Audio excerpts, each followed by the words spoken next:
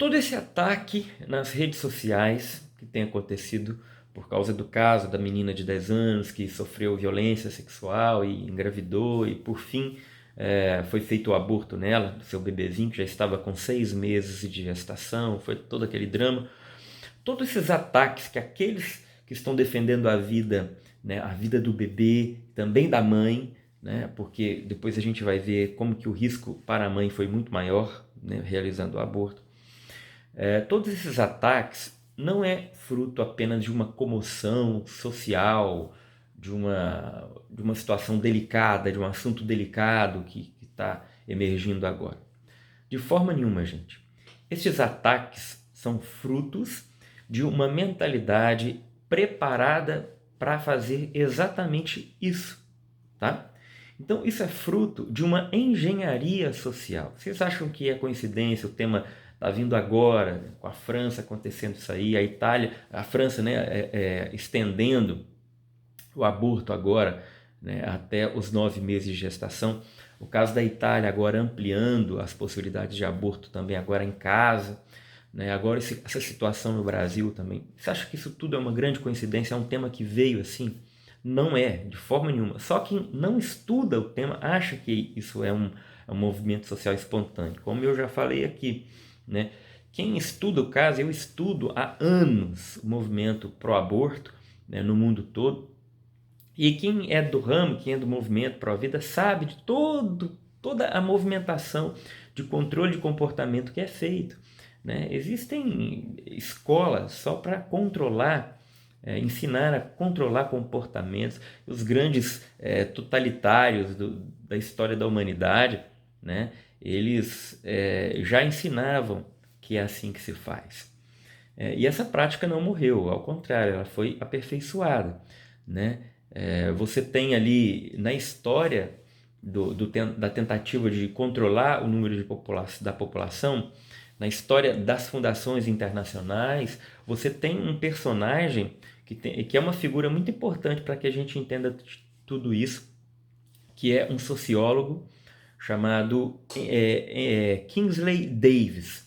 Esse sociólogo americano, ele interrompeu a tática do controle populacional e propôs uma outra tática. Até então era uma tática médica, né? Somente de imposição do aborto, somente de distribuição de contraceptivos, né? De a criação da própria pílula anticoncepcional, tudo nessa época. Kingsley Davis foi esse gênio do mal que descobriu uma tática mais aperfeiçoada, que o principal não é pelo meio médico, mas o principal é pela sociologia, pelo controle do comportamento. Você ataca ali, então você tem uma vitória, claro, a mais a longo prazo, mas uma vitória mais sólida. Kingsley Davis foi esse gênio do mal que trouxe essa novidade. Assim como Gramsci foi para o comunismo, né, também Kingsley Davis foi para os globalistas, né, para aqueles que querem controlar o número de pessoas do mundo. Então, houve uma mudança de tática. Em vez das grandes fundações continuarem reunindo em reuniões com chefes de Estado para tentar um lobby político pelo meio legislativo, eles mudaram um pouco a tática. Né? Eles começaram a reunir com os grandes movimentos sociais, né? Grupos de minoria, né? Essas causas ideológicas que a gente bem conhece, para que pudessem então mudar a mentalidade. Eles não queriam apenas colocar um DIU no ventre da mulher, porque a mulher, quando ela quisesse engravidar, ela tiraria esse DIU e engravidaria. Não era só uma camisinha, não é só uma pílula, senão tira a camisinha, ou então para de tomar a pílula e engravida. Então, o que ele entendeu, Kingsley Davis, depois de todos os seus séculos? Você precisa colocar um DIU na mentalidade das pessoas, principalmente da mulher. Né? Descobriram que a mulher é o ponto nevrálgico da sociedade. Né? Então, houve toda uma movimentação para tirar a mulher do lar, né? Inseri-la no mercado de trabalho por interesses financeiros também das grandes instituições financeiras do mundo, dos grandes bancos, né? Porque eles perceberam que tinham metade da população que estava em casa, sendo mãe de família, sendo esposa, se preocupando com a educação dos filhos. Não, isso aí é uma mão de obra desperdiçada, a gente precisa colocá-la no mercado de trabalho. Junto-se a isso toda a manipulação da própria educação, que em vez de formar as pessoas para o seu fim último, né, não, eles começaram a mudar a tática da educação também. Nem bons cidadãos mais estavam fazendo, agora estavam formando pessoas para alimentar o sistema financeiro. Então as pessoas começaram a ser apenas mais uma engrenagem na grande máquina depois da Revolução Industrial. Então nós vemos que a tática é essa, a mentalidade das pessoas. E isso tem funcionado, a gente sabe disso, né? Isso não é novidade nenhuma. Então, eles elegem situações, casos que são verdadeiros, e fazem desse caso, né, que é verdadeiro, um trampolim, né, uma causa para alavancar, né, tudo que eles querem, a causa deles, né? Então, não é à toa que no caso dessa menina, lá de São Mateus, no Espírito Santo, que foi levada para Vitória, de repente você tem a Polícia Civil entrando no hospital, junto com o secretário de saúde lá, tirando a menina do hospital, com um jatinho, né, esperando-a para levar para o hospital lá em Recife, onde estava tudo preparado para que ela sofresse o aborto. Às margens da lei, a gente sabia que não, a norma técnica brasileira ela contempla ali a possibilidade de um aborto não punível até as 22, não, até antes disso, até 3 meses de gestação. Ela já estava com 6 meses de gestação, por isso que os médicos em Vitória não queriam fazer o aborto, porque viu que era um bebê viável, era saudável, estava tudo bem, e ele estava enorme, gigante, o bebê já estava grande. Eu mostrei aqui na live, eu vou te mostrar um modelo do tamanho que estava o bebê, tá bom? Quando foi realizado o aborto na menina. Já sabiam até que era uma menininha, né? Então já estava com 6 meses de gestação, e é esse bebê aqui, ó, tá? É desse tamanho aqui. Isso aqui é uma réplica, é muito interessante porque aqui ele tem o peso também de um bebezinho normal, né? De um bebê de verdade. Ele é maleável, assim, a gente consegue sentir muito bem, é uma borracha especial. Então você percebe que ele já estava bem grande e já viável, né? Em algumas situações bebês já sobreviveram até com menos idade gestacional do que esse. Então o procedimento teria que ser assim.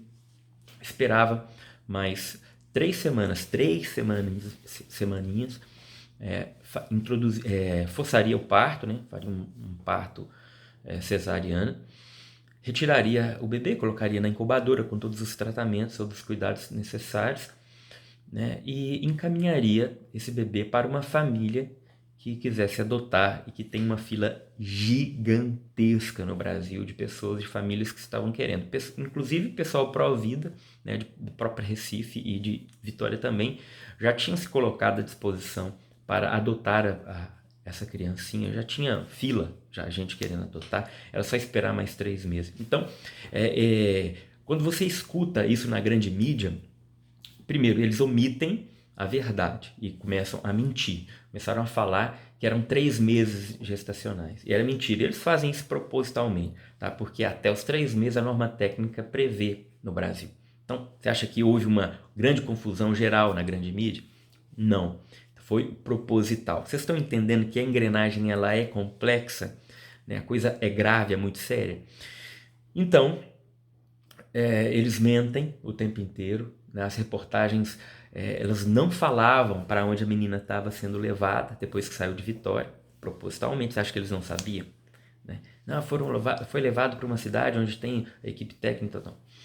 Então, teve tudo isso. Eles não querem só a morte do bebezinho, eles querem uma vitória ideológica, tá? Que é para a causa, porque você sensibiliza as pessoas. Isso, quem trabalha nessa dinâmica para implantar o aborto, sabe que é uma situação muito comovente, porque é uma menina, uma criança de 10 anos de idade que sofreu um abuso. Isso mexe com as pessoas. Quem não fica mexido com essa situação, não é verdade? Então, isso sensibiliza o coração de qualquer pessoa decente, né? Então, nós que estamos defendendo a vida, hora alguma estamos insensíveis à situação da menina. Mas é isso que os ataques começam a dizer: ah, por que vocês não falam para prender o estuprador? Por que vocês não falam, né, da vida da menina de 10 anos? Que absurdo, tudo mais. Mas esta é a engenharia social, é fazer com que essas pessoas pensem justamente isso. Então, esse cidadão comum aí de internet, né, ele cai como um pato na situação, nessa lorota, nessa conversa. Então ele vê a grande mídia falando, um ali falando, e o movimento pró-aborto, que é muito bem organizado, financiado, por fundações internacionais, inclusive, né, eles começam a se articular nas redes sociais. Então eles têm grupos. Então eu tive vários testemunhos de casos assim. De repente entra uma pessoa atrás da outra no perfil que defendeu a vida, né? E começam a atacar, até mesmo com os mesmos termos, as mesmas palavras, os mesmos argumentos, um atrás do outro, mais ou menos no mesmo horário. Você pode perceber. Então, é articulação. E eles vão envolvendo as pessoas nisso. Caem como um pato. O cidadão comum, ele não tem condições mínimas, ainda mais o cidadão comum brasileiro, né? Não tem condições mínimas de raciocinar um pouco e colocar as coisas em ordem na sua mente, né? Porque, pelo fato de ser brasileiro, nós já temos aí 70% de chance de sermos analfabetos funcionais.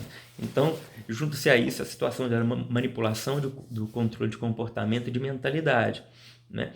Então, eles caem como um pato mesmo nesse discurso furado. Aborto não é solução. Deixou uma marca nessa menina. Então, quem defende a vida do bebê está defendendo também a vida da mãe, porque o aborto, já foi comprovado, deixa marcas e sequelas terríveis, físicas e emocionais, sem contar sequelas espirituais também, que é uma grande maldição, essa questão de matar uma vida inocente e indefesa no ventre da mãe, né? Então, esta é a tática, esta é a dinâmica, este é o plano, e funcionou. Mesmo às margens da lei, mesmo o pessoal pró-vida tentando alcançar esse bebê com um liminar, tentando cancelar, e domingo e não achava ninguém para que tivesse coragem de fazer isso. Agora, o que eu percebo? Esses ataques, eu no meu perfil também, no meu Instagram, né, muitos ataques, mas é muito natural que isso aconteça, gente. Então, eles querem nos intimidar, eles querem nos calar, eles querem dar a impressão de que são muitos, né? E não são a maioria, né? Existem ali aqueles que caem como trouxa no discurso e acabam engolindo aquilo, replicando como um trouxa mesmo, mas eles são muito organizados para poder tentar te intimidar. E aí a gente vê até católicos caindo nesse engodo e ficando com medinho, sabe?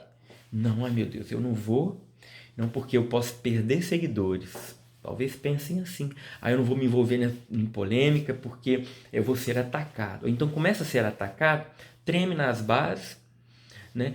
E fica com medo de ameaçazinha de internet, de comentáriozinho em Facebook, em comentáriozinho em Instagram, em YouTube. Às vezes eu fico pensando: meu Deus do céu, que bando de frouxo católico é esse? E aí começa, não entra só no politicamente correto, entra na própria covardia. São incapazes de defender uma vida inocente que está para ser assassinada ou foi assassinada. São incapazes de fazer isso.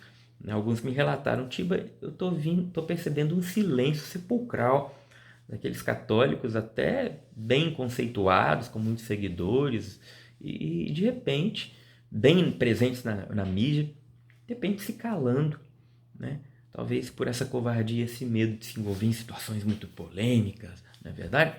Então, caíram também como um pato, porque falta um pouco, talvez, de massa cinzenta. Então, eu vejo que o católico hoje no Brasil, ele tem que ser também evangelizado e educado, sabe, para que ele tenha um pouco mais de inteligência e olhe as coisas conforme a realidade. Às vezes entram no discurso e ficam intimidados com comentáriozinho de post. Gente, no meu Instagram tinha ali um monte de gente entrando e descendo pau, aquele povinho que nunca me seguiu, de repente aparece, né? Assim, eu não dei bola ali, eu sabia que isso ia acontecer, isso acontece mesmo. Se eu tiver respondido uns 3, foi muito, sabe? Eu vi o que o Alan dos Santos fez, foi começou a bloquear. Falou, hoje é dia de bloquear abortista nas minhas redes sociais. Ele foi bloqueando um por um, pau, pau, foi arrancando, foi bloqueando. Tá certo. Entendeu? Eu não bloqueei também, porque eu não tô nem aí para o que esse povo fala, né? Então, essa é a realidade. Agora, em contraponto, nós vemos aí gente morrendo de medo e sofrendo ameaças graves, né? Ameaças graves de pessoas que entram e ameaçam de morte, tá? E ameaçam de estupro e tudo mais. O que nós temos que fazer? Nós temos que escrever para essas pessoas. Falar, olha, eu vou processar você, porque você fez uma ameaça à minha vida. Você fez isso, você falou aquilo, você está me acusando de um crime. Você será processado. E você processe mesmo essas pessoas.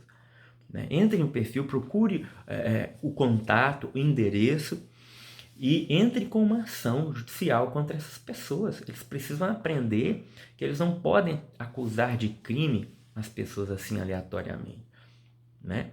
Então, o que tem acontecido? A gente viu a notícia também ali acho que foi na Rede Globo. Eu não vejo, eu não entro mais em G1, porcaria número, mas por causa que o Fantástico era no mesmo dia, eu entrei para mim ver se eu achava alguma coisa da reportagem.